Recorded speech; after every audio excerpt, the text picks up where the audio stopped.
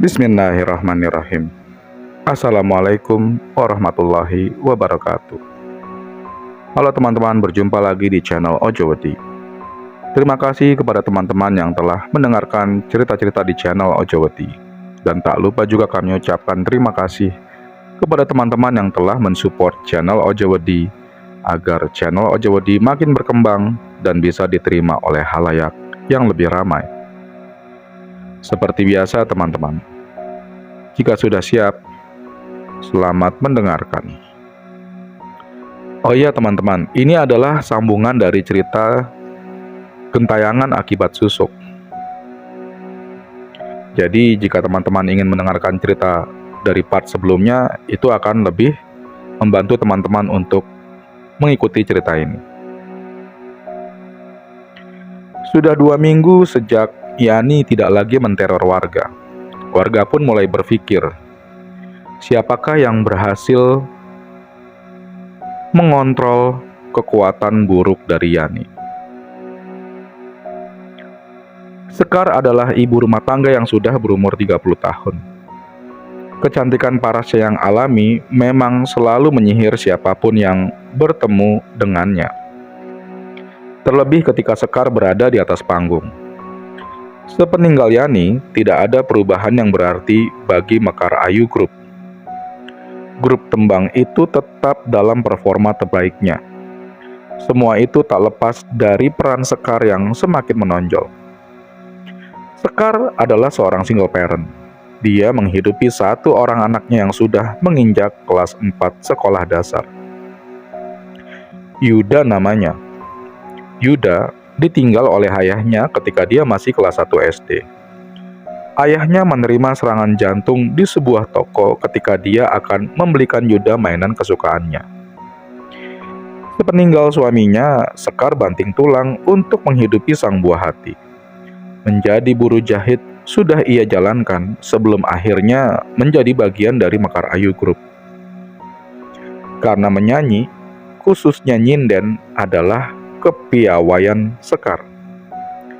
Beberapa genre musik sudah Sekar kuasai, bukan hanya genre tradisional, akan tetapi genre seperti pop dan dangdut pun sudah Sekar kuasai. Mah, Aa berangkat sekolah ya. Suara mungil Yuda berpamitan kepada Sekar. Iya, hati-hati ya A, jawab Sekar berharap anaknya kelak menjadi seseorang yang berhasil. Ini bekalnya ya A. Sekar memberikan Yuda uang jajan. Langkah kecil kaki malaikat itu segera pergi meninggalkan rumah untuk menimba ilmu di sekolahnya. Yuda adalah satu-satunya harapan Sekar untuk tetap menjalani hidup. Tepat di depan rumah Sekar, terdapat toko elektronik milik kakaknya Sekar, Wandi. Sepulang sekolah, Yuda selalu main di toko uaknya itu.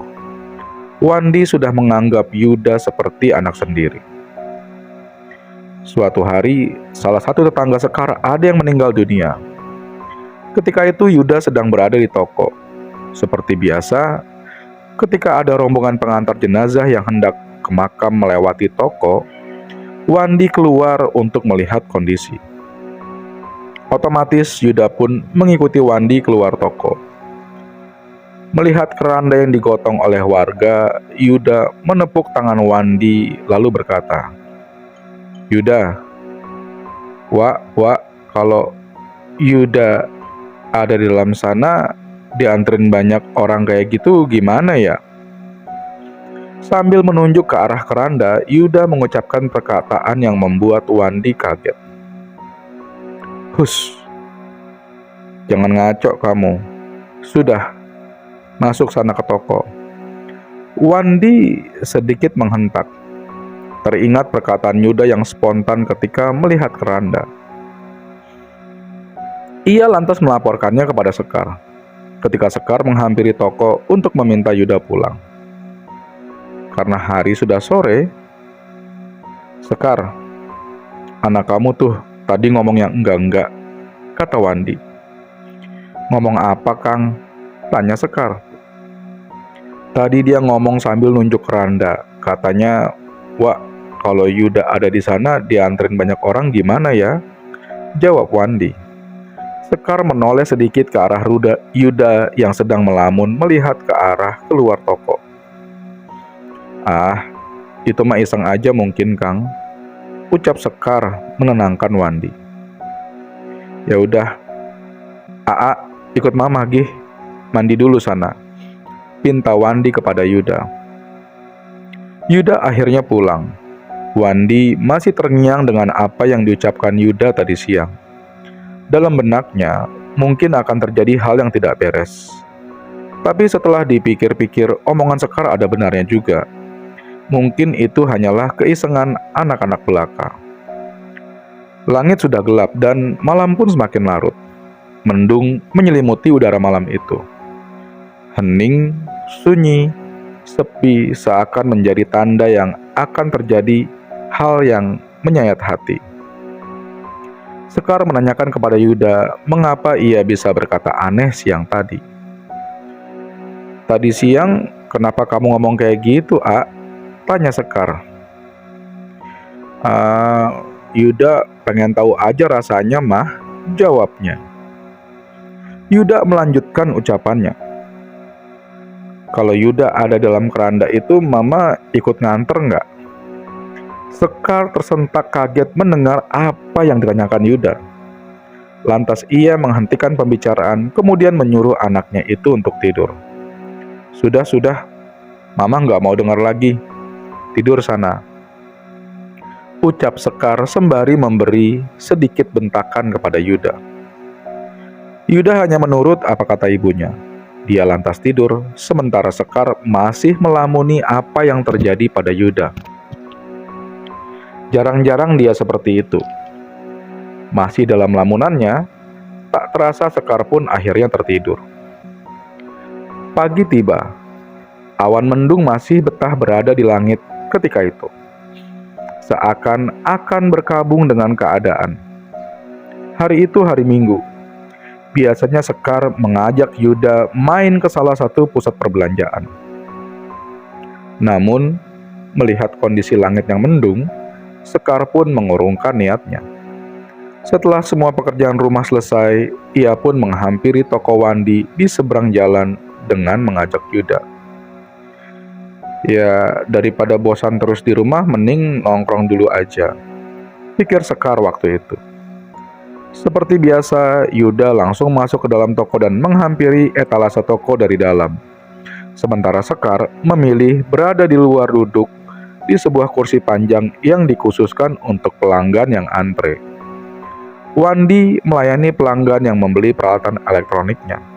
Karena pelanggan meminta barang yang tidak ada di etalase, Wandi terpaksa harus mengambil barang itu ke belakang toko yang jaraknya agak lumayan.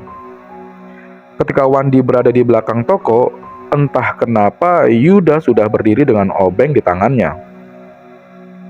Entah iseng atau penasaran, dia menancapkan obeng itu ke lubang terminal listrik yang ada di atas etalase toko.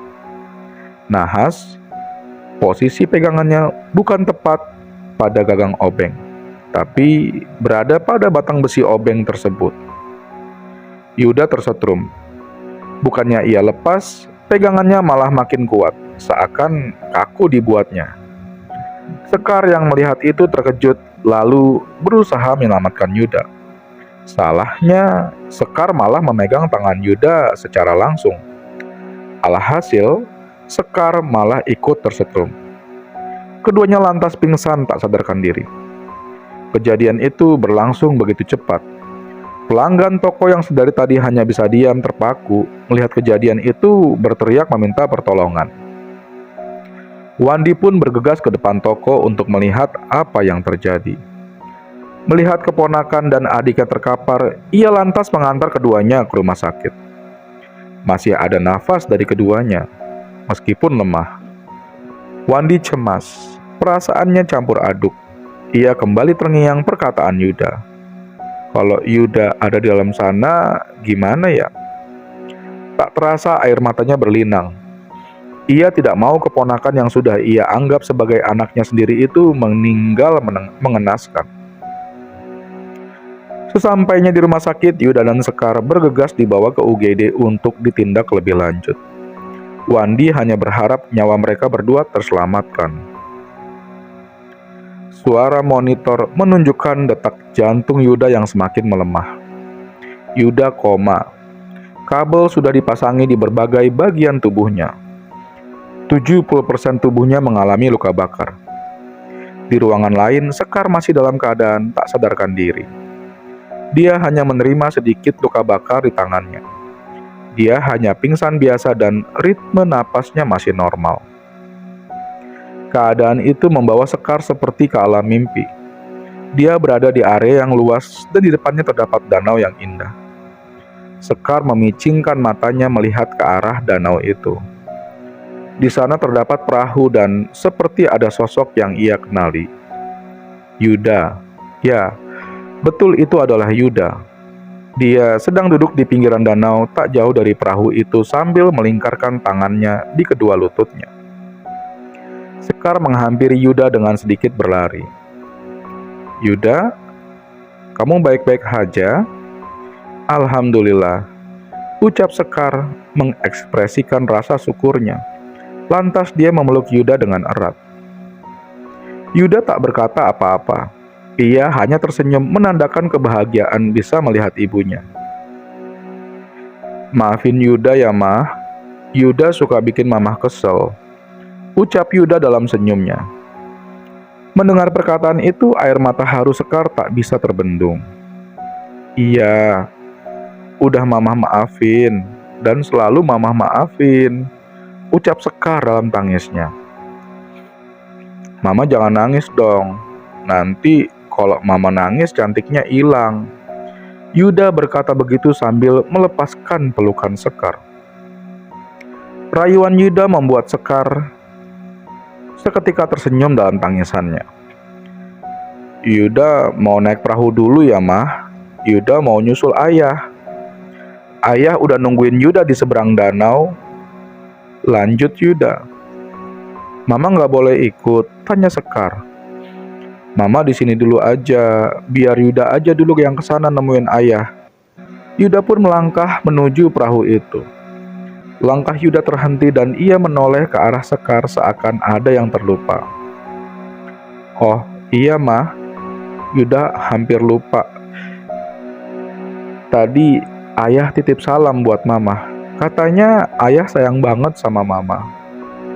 Yuda juga sayang sama Mama. Yuda melanjutkan langkahnya untuk sampai ke perahu itu dan menaikinya. Yuda, jangan pergi nak, teriak Sekar yang ingin menghadang Yuda. Yuda kembali menoleh kepada Sekar hanya dengan senyum manis dan lambaian tangannya menandakan perpisahan. Sekar berlari ke arah danau untuk meraih perahu itu. Tapi perahu itu semakin menjauh dan Sekar pun tidak dapat menjangkaunya lagi karena air yang semakin dalam. Sekar menangis sejadi-jadinya. Ia meneriaki nama Yuda sehingga membangunkannya dari keadaan tak sadar di ruangan di rumah sakit.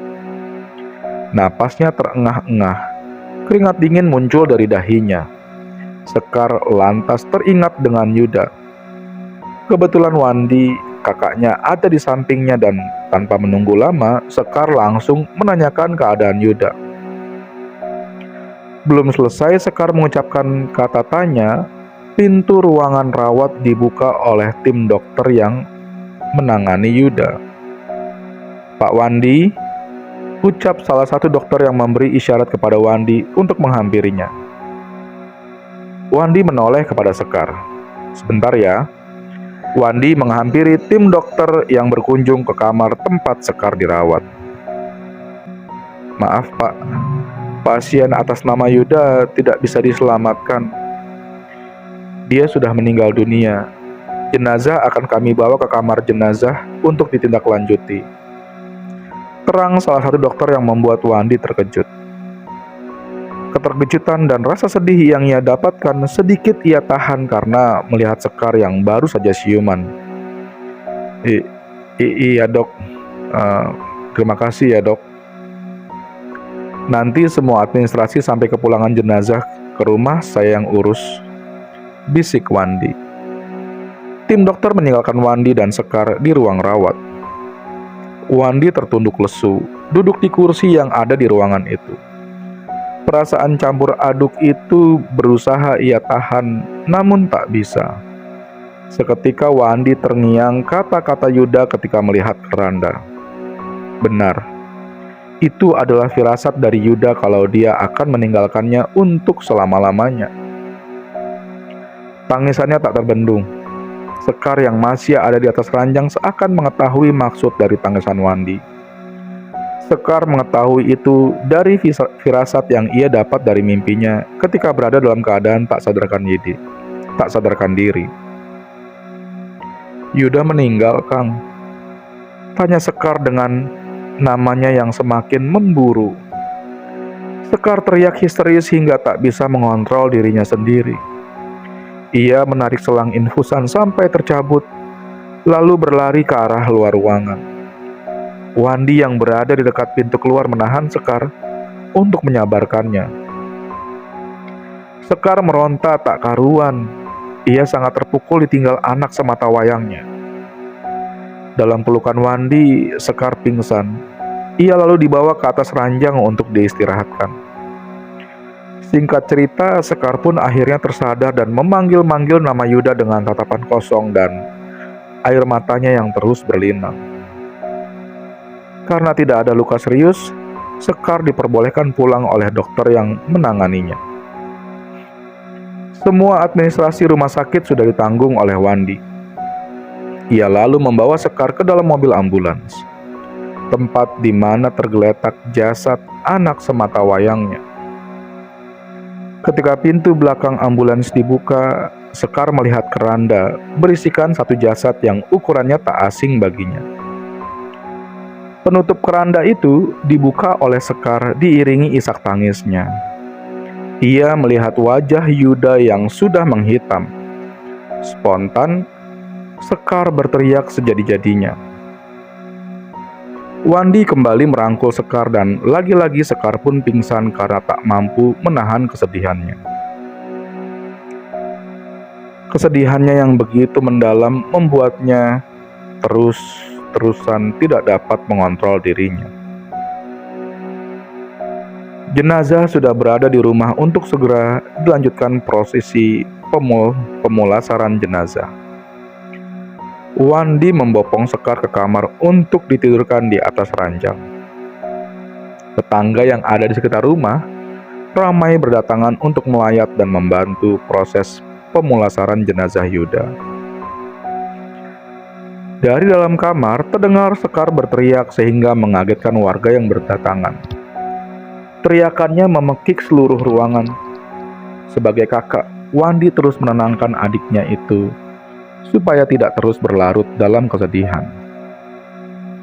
Syukur alhamdulillah, akhirnya Sekar bisa ditenangkan dan sudah bisa sedikit menerima meskipun tangis masih menghiasi wajahnya. Mengetahui jenazah anaknya akan segera dimakamkan, Sekar beranjak menghampiri lemari untuk mengambil kain tudung hitam miliknya lalu keluar dari kamarnya. Wandi tak bisa menahan. Mungkin itu cara Sekar untuk terakhir kali mengucapkan kata perpisahan pada anaknya. Tenggorokannya terasa sakit. Suara yang dikeluarkannya pun menjadi penuh serak, efek dari teriakan-teriakan histerisnya meratapi Yuda.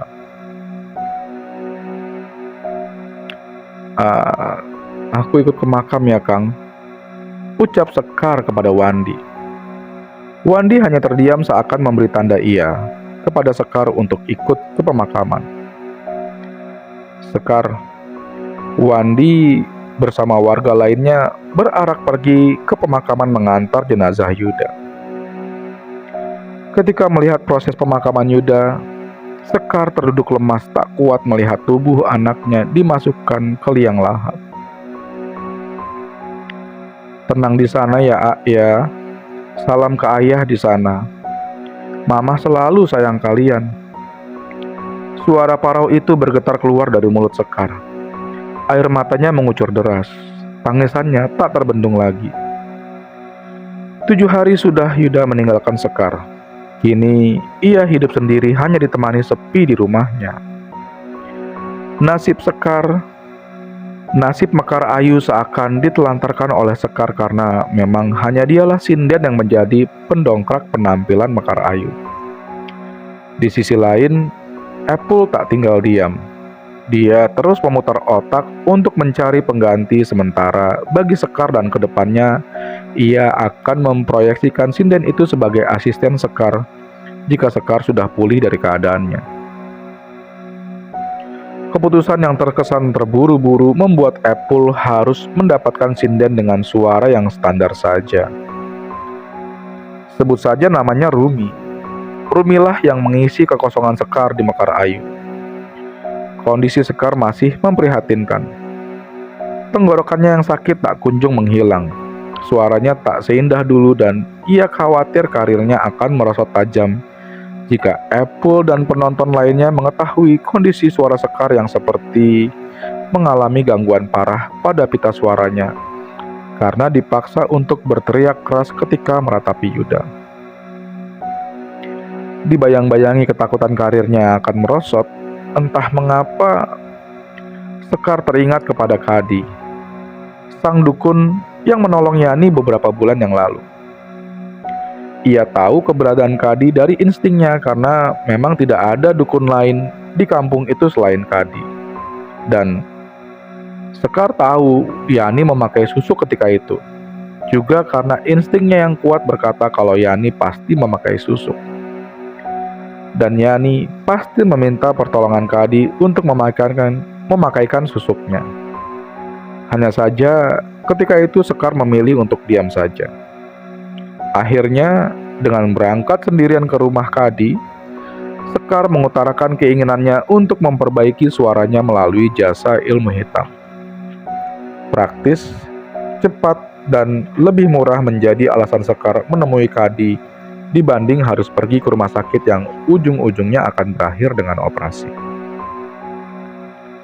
Sekar dihadapkan dengan beberapa pilihan, di antaranya pertama dengan tirakat lebok tanah yang mengharuskan Sekar untuk laku tirakat 7 hari mencari 7 makam baru setiap harinya dari pemakaman yang berbeda. Sekar harus mengambil tanah dari 7 makam itu sambil merapalkan mantra yang sudah diberi oleh Kadi, lalu dikumpulkan untuk dimakan pada hari ketujuhnya, tepat di malam hari jam 12. Tanpa nasi dan lauk pauk, murni tanah yang harus ia makan. Kedua, Sekar harus mencari darah bayi baru lahir untuk kemudian ia minum, mentah-mentah. Dan ia harus melakukan itu selama 41 hari lamanya. Ketiga, mungkin ini pilihan paling mudah bagi Sekar, karena dia hanya cukup selalu membawa sebuah keris kemanapun ia pergi yang sebelumnya sudah dibacakan mantra oleh Kadi dan akan dibacakan mantra tambahan oleh Sekar sendiri pada malam Jumat Kliwon yang akan datang. Kadi bilang, di dalam keris itu terdapat arwah seorang penyanyi. Sekar tidak menyadari kalau yang dimaksud oleh Kadi itu adalah Yani. Dan benar saja, Sekar lebih memilih pilihan yang ketiga dibandingkan dengan yang lainnya. Ia tak sanggup makan tanah, apalagi minum darah. Setelah khasiatnya sama untuk memperbaiki suara, Sekar lebih memilih untuk membawa keris yang ditawarkan Kadi setiap kali manggung. Proses memberi mahar selesai. Keris dibaca-bacakan sesuatu oleh Kadi sebelum diberikan kepada Sekar. Mantra khas pun sudah Sekar hafalkan sebagai ajian khusus untuk menyembuhkan suaranya yang berubah. Sesampainya di rumah, Sekar meletakkan keris itu di dalam laci. Ia menunggu malam Jumat Kliwon yang akan datang besok malam.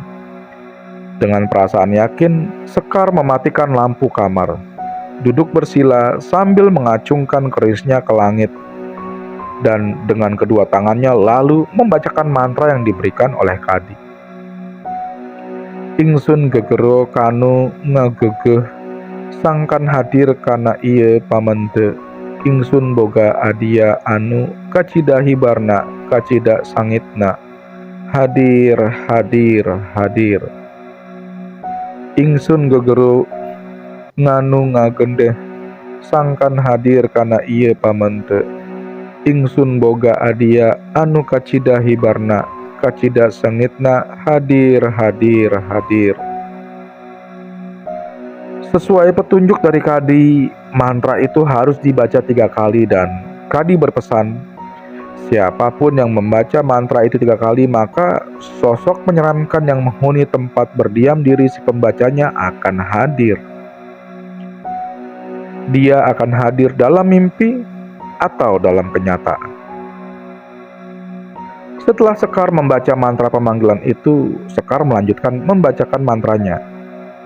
Mantra yang selanjutnya ini dimaksudkan untuk mengikat. Maksud Sekar dengan penghuni keris itu. Kawula Sekar nedapi tulung Nyai supados ieu suanten janten sae. Mantra itu diucapkan Sekar beberapa kali sampai akhirnya Sekar merasakan ada perubahan pada suaranya. Sekar merasa suaranya sudah kembali baik, bahkan lebih bagus dari sebelumnya. Sekar merasa sangat senang, karena dengan begitu, karirnya akan terselamatkan dan ia memantapkan diri untuk menghubungi Apple untuk mengabarkan kalau kondisinya sudah pulih. Keris itu Sekar simpan baik-baik. Dia simpan di dalam lemarinya. Karena dari petunjuk yang diberikan oleh Kadi, keris itu tidak boleh jauh-jauh dari Sekar atau suaranya akan kembali menjadi serak parah tak karuan. Apple yang mendengar kabar baik kalau keadaan Sekar sudah pulih merasa bahagia dan posisi Rumi akhirnya dirubah. Yang awalnya sinden utama, sekarang ia menjadi asisten sinden untuk Sekar. Mekar Ayu kembali manggung ke beberapa daerah. Apple, sang pemilik Mekar Ayu, bahagia dengan kembalinya Sekar setelah keterpurukannya. Ada yang aneh dari suara Sekar ketika bernyanyi. Suaranya memang bagus, tapi Apple mengenali suara itu. Apple merasa kalau itu adalah suara Yani. Ya, betul. Apple masih ingat benar kalau itu seperti suara Yani.